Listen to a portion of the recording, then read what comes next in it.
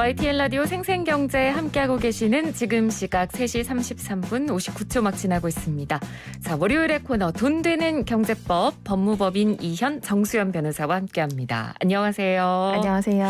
자, 오늘은 저희가 앞서 오프닝에 예고해드린 대로 상속 관련된 문제들에 대해서 알아보겠습니다. 지난 4월이었나요? 그 이건희 회장 상속재산 관련된 얘기가 보도에 정말 많이 나오면서 아마 다들 관심을 가지고 보시긴 하셨을 텐데, 근데 보통 상속하면 일반적으로는 그렇게 생각하게 되는 것 같아요. 이렇게 이건희 회장 정도쯤 되는 그런 부유한 사람들이나 상속에 좀 분쟁에 휘말리게 되는 거 아닌가, 이런 생각을 대부분 좀 많이 하게 되거든요.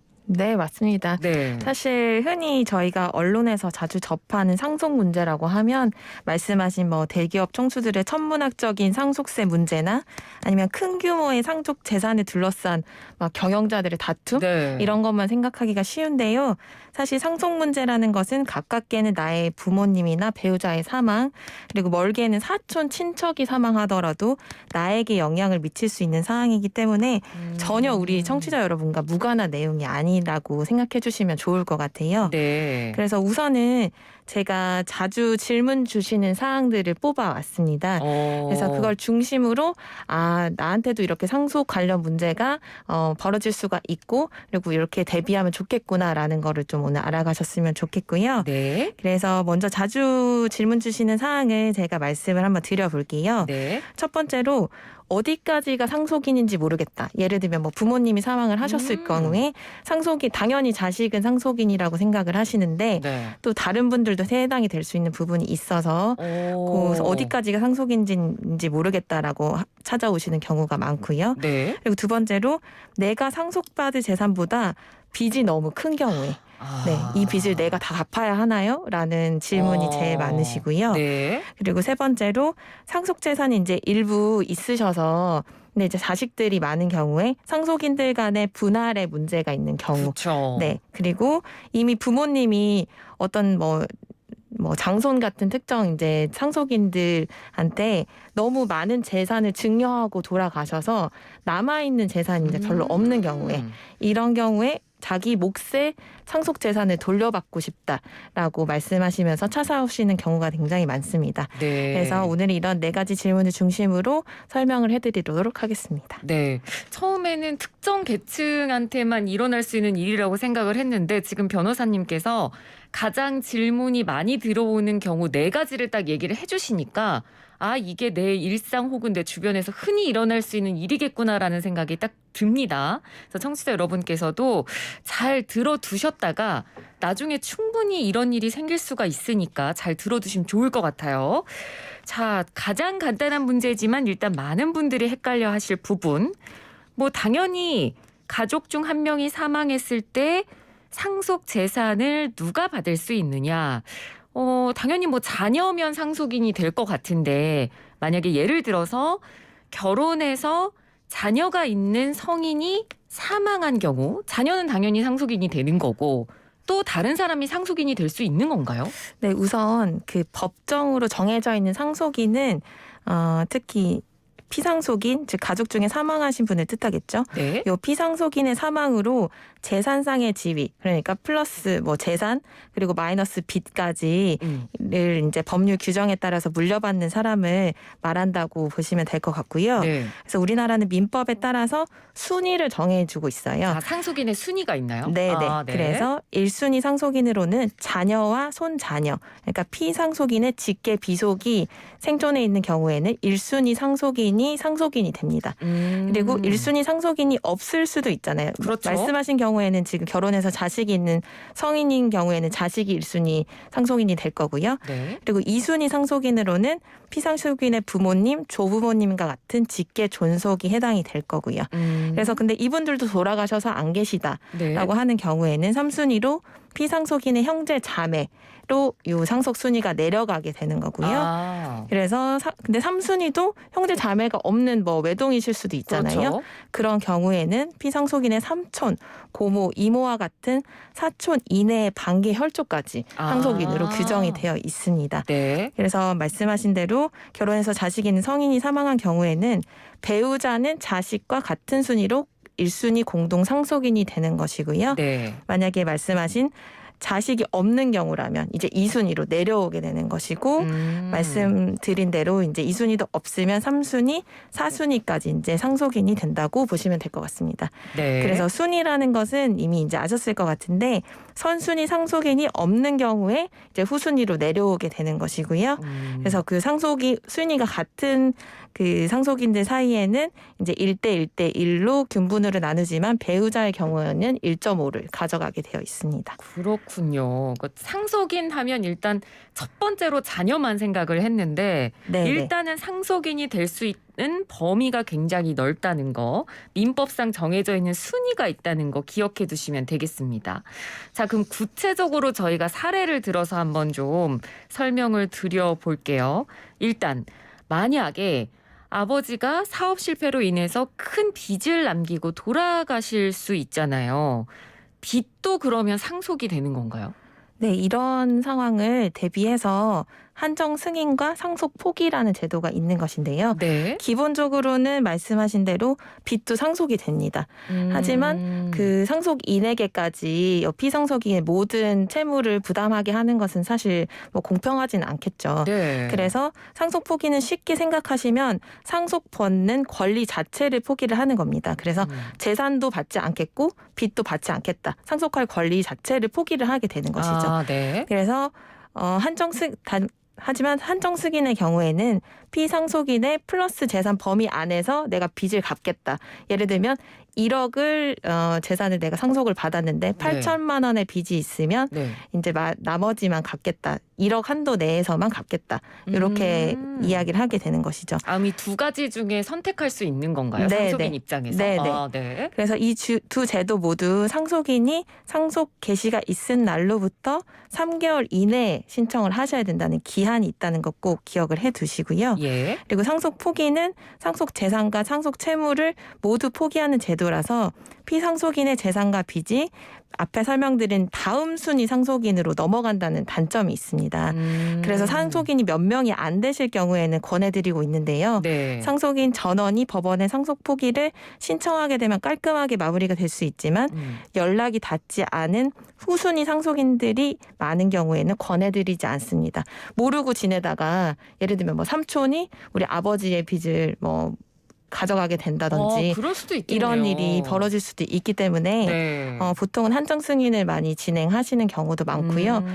상속인이 파악이 다 된다면은 상속 포기를 진행하시는 경우도 있습니다. 네. 그래서 최근에 저희 사무실에 오신 분이 아버지가 돌아가시면서 빚을 남기셨는데 상속 순위와 상속 포기 절차를 잘 모르셔서 어머니만 상속 포기를 하신 거예요. 그러니까 갑자기 한 1년 있다가 자신들 그 아들한테 채권자들이 소송을 제기를 했다면서 이제 찾아오신 분이 계셨어요. 그러니까 어머님이 상속 포기를 하니까 그 같은 1순위 상속인이 자녀들한테 얘기가 자녀가 갔군요. 이제 그 채무를 다 떠안게 된 거죠.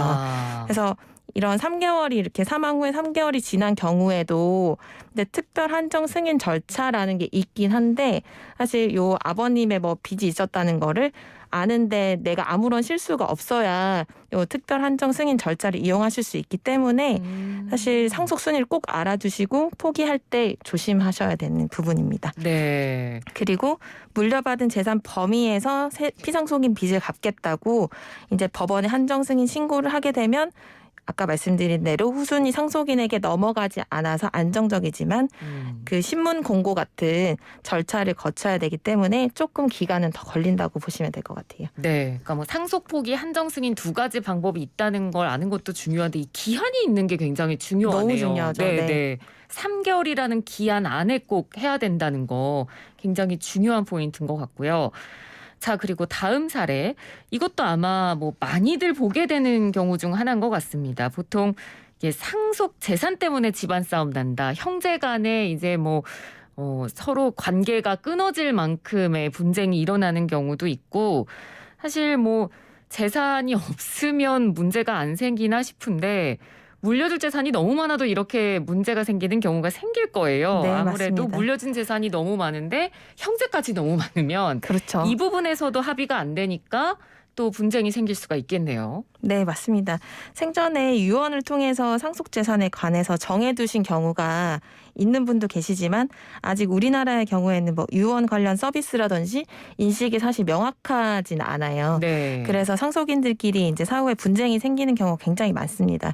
그래서 개인적으로 가족끼리 이제 협의가 되면 상속재산 분할 협의서라는 문서를 작성해서 요걸 등기소에 제출하시면 부동산도 뭐 공동 소유하시거나 아니면 나머지 재산을 각자 이제 협의 내용에 따라 가져가시면 되는데요. 네. 협의 방법에 근데 이나 금액에 합의가 되지 않은 경우에 가정법원에 상속재산 분할 심판 청구를 해서 재판을 통해서 분할을 해 받아가게 되는 경우도 굉장히 많습니다. 그래서 특히 제가 이제 진행했던 사건 중에 네. 의뢰인은 이제 아버님이 재혼을 해서 이제 낳은 고 형제였고 네. 그리고 이제 아버지는 전처와 이제 사이에 이제 자식이 있었어요. 그러니까 네. 배달인 형제가 있는 거죠. 네. 그래서 이제 아버지 사망 후에 이 배달인 형제들도 당연히 이제 상속인에 포함은 됐습니다. 왜냐하면 아버님의 자식이기 때문에. 그렇죠. 근데 하지만 의뢰인들 이제 배달인 형제들은 요 의뢰인 원 가족과 전혀 교류도 없이 30년 넘게 있다가 갑자기 나타나서 이제 자기도 자식이라고 이제 법정 상속 비율에 맞는 상속 재산 분할을 요구를 하는 것 이런 자체가 경우 있을 수 있겠네요. 네, 굉장히 이제 의뢰인분 입장에서는 조금 그래도 내가 아버님을 다 모시고 전혀 교류도 없이 살았는데 이것이 공평한가에 사실 의문은 생길 수가 그렇죠. 있겠죠. 네. 그래서 이분은 특히 20년간 이제 중증 장애가 있는 아버지의 생활비를 다 부담을 하고 아버지 명의 아파트도 사실 구매를 해드려서 그 아파트 자체도 사실 상속재산에 포함되냐도 좀 문제가 됐던 부분이 있었어요. 네네. 그래서 다른 자식들보다 이렇게 극진히 아버지를 모신 상속인의 경우에는 우리나라 법원이 이러한 것을 특별한 부양을 했다라고 해서 기여도를 조금 인정을 하는 부분이 있는데요. 네. 이런 기여가 있는 상속인을 다른 상속인과 1대1대1로 같게 배분한다는 것이 사실 공평에 어긋난다라고 그렇죠. 이야기해서 이제 더 많은 상속재산 분할액을 인정해 주기도 합니다. 하지만 기여분의 경우에는 증명할 수 없는 경우도 굉장히 많아요. 그러니까 저희가 부양하고 이런 것들은 다 이제 노동이 들어가는 것들인데 네. 사실 그걸 뭐 기록으로 남긴다든지 재판부에 이야기하는 게 쉽지가 않아서 네. 뭐 영수증이라든지 병원비 이체 내역 뭐 현금으로 뭐 부동산 매매를 했다면 그런 이체 내역 같은 것들을 아주 잘 챙겨 두셔야 사실 인정을 받으실 수 있는 부분이 있습니다. 네. 자, 기여도가 또 중요하다는 거 그런 걸 또 여기선 알 수 있는 부분이었고요.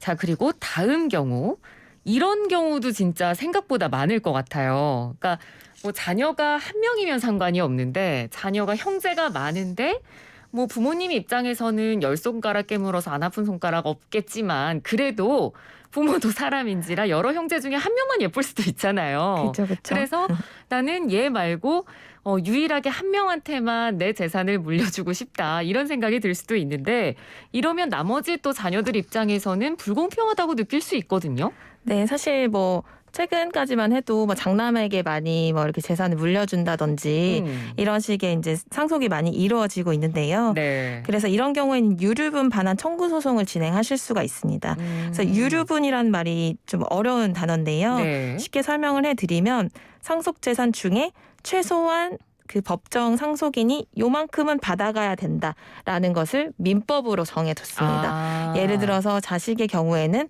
법정 상속분에 해당하는 금액의 절반은 최소한 가져가라라고 민법에서 정하고 있습니다. 네. 그래서 큰 아버지가 큰 형에게 증여나 유언으로 모든 재산을 증여할 경우에 나머지 동생들이 법정 상속분 절반도 가져갈 수 없는 경우가 발생을 하게 되죠. 네. 이런 경우에 법정 상속분의 절반을 기준으로 내가 못 받은 금액이 있을 거잖아요. 네. 그 금액, 그 부족한 한도를 이제 재산 반환 청구를 할 수가 있습니다. 그 큰 형을 대상으로요.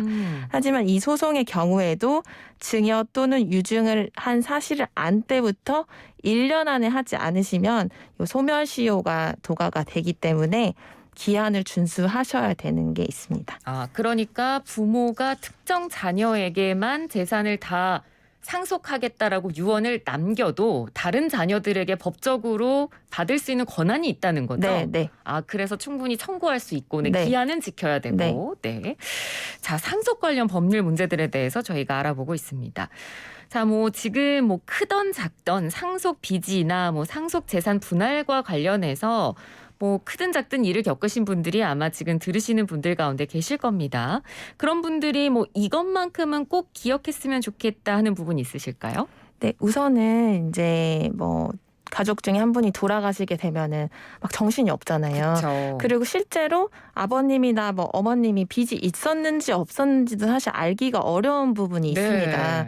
그래서 사망 직후에 6개월 이내 그 1순위 상속인의 경우에는 정부24라는 사이트에 들어가셔서 안심상속 원스톱 서비스라는 걸 이용하시면요. 상속인의 금융정보라든지 국세, 지방세가 연체된 것, 뭐 국민연금 납부 내역, 그리고 건축물 소유 현황과 관련한 사항을 전부 조회를 하실 수가 있습니다. 네. 그래서 1순위 상속인이 안 계시면 2순위 상속인도 신청이 가능하시고요. 네. 인터넷과 온라인 그 주민센터 통해서 네, 가능하신 부분이 있고요.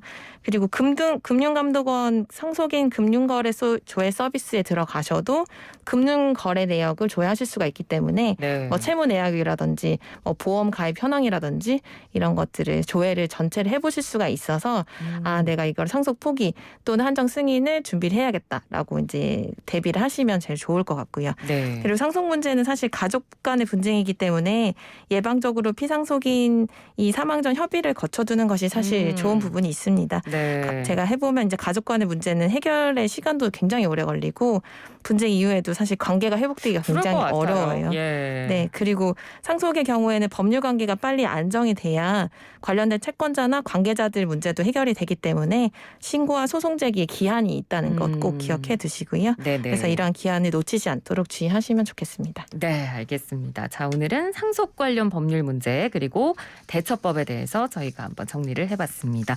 지금까지 법무법인 이연 정수연 변호사였습니다. 고맙습니다. 감사합니다.